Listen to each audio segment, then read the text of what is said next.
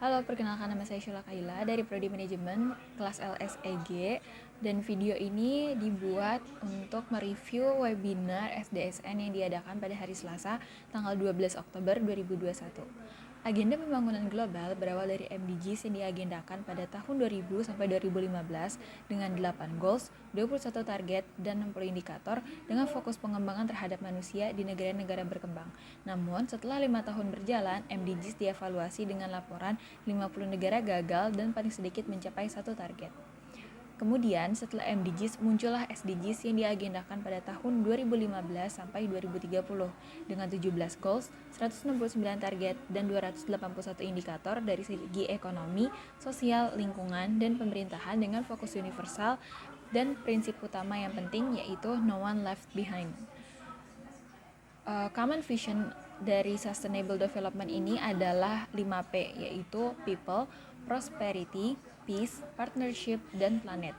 Integrasi SDGs dalam dokumen perencanaan pembangunan nasional, pengaruh utamaannya ada ke dalam Nawacita Pembangunan Jilid 2 pada RPJMN 2020-2024, yaitu Indonesia berpenghasilan menengah tinggi yang sejahtera, adil, dan berkesinambungan dengan 7 agenda pembangunan yaitu 1. SDM berkualitas dan berdaya saing, 2. Karakter bangsa, 3. Ketahanan ekonomi untuk pembangunan berkualitas, 4. Pengembangan wilayah untuk pemerataan, 5. Infrastruktur pengembangan ekonomi dan pelayanan dasar, 6. Stabilitas Polhukam dan transformasi pelayanan publik, 7. Lingkungan hidup dan ketahanan bencana. Indonesia saat Early Birds masuk sebagai negara yang turut memasukkan SDGs dalam pembangunan nasionalnya. Dan di Indonesia, satu goals SDGs ini masuk ke beberapa agenda nasional.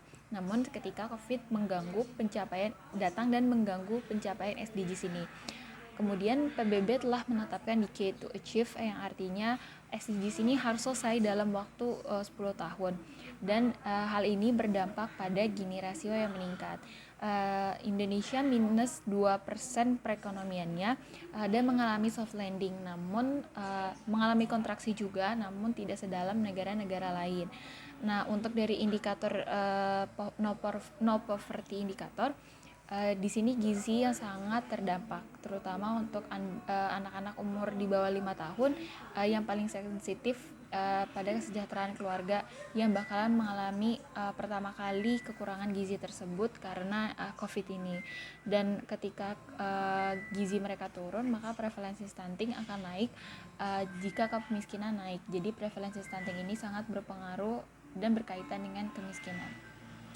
Untuk indikator pendidikan, COVID ini sangat mengganggu karena menurut sumber-sumber yang terpercaya, PTM itu harus dilakukan karena pembelajaran jarak jauh itu tidak menjamin anak-anak itu benar-benar belajar saat di rumah, entah dari sisi orang tuanya yang nggak siap dengan pembelajaran melalui rumah atau anak-anak tersebut malas.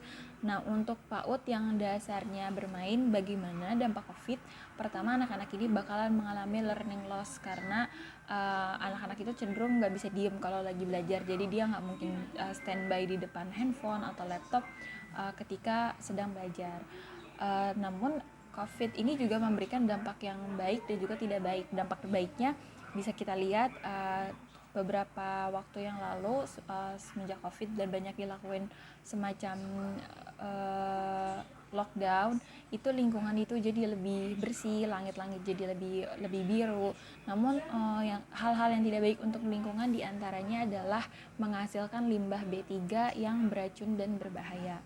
Pelaksanaan pencapaian tujuan pembangunan berkelanjutan yang pertama adalah membentuk tim koordinasi nasional, kedua dengan prinsip inklusivitas melibatkan aktor-aktor pemerintahan dan non-pemerintahan, yang ketiga pelaksanaannya didukung pula dengan 3 dokumen utama SDGs dan roadmap, yang keempat yaitu pelaksanaan SDGs di daerah dengan peranan gubernur, bupati, dan wali kota. Kemudian yang kelima, dilakukan monitoring, evaluasi, dan pelaporan yang dilakukan oleh pemerintah dan non-pemerintah. Tantangan pelaksanaan SDGs di Indonesia yaitu yang pertama, memastikan penerapan prinsip inklusif dan no one left behind. Yang kedua, database yang komprehensif dan integrasi. Yang ketiga, adanya integrasi program seluruh pemangku kepentingan. Yang keempat, penyelarasan rencana aksi dalam pembangunan sosial. Yang kelima, menyelaraskan prioritas pemerintah dan non-pemerintah. Yang keenam, tantangan ini jadi menjadi lebih tantangan karena bentuk negara Indonesia itu kan kepulauan dan penduduk Indonesia itu merupakan yang terbesar keempat di dunia, sehingga ini juga menjadi tantangan pelaksanaan SDGs di Indonesia. Akselerasi pencapaian target SDGs yang ambisius itu memerlukan dua indikator. Yang pertama, adanya kolaborasi dengan seluruh pemangku kepentingan, dan yang kedua adalah localizing SDGs. Pemangku kepentingan dalam pelaksanaan SDGs ini untuk pencapaian target SDGs yang ambisius yaitu satu, pemerintah dan non-pemerintah, dua, akademisi dan pakar, tiga, CSO dan media, keempat, filantropi dan bisnis atau pelaku usaha. Metodologi penyusunan rencana aksi SDGs ini melibatkan 4 platform partisipasi. Yang pertama, adanya sidang pleno. Yang kedua, pengisian matriks run. Yang ketiga, penyusunan kebijakan, target, program, dan kegiatan. Yang keempat, konsultasi publik secara online maupun offline. Sekian review dari saya mengenai webinar SDSN pada hari Selasa tanggal 12 Oktober 2021. Kurang lebihnya mohon maaf. Terima kasih.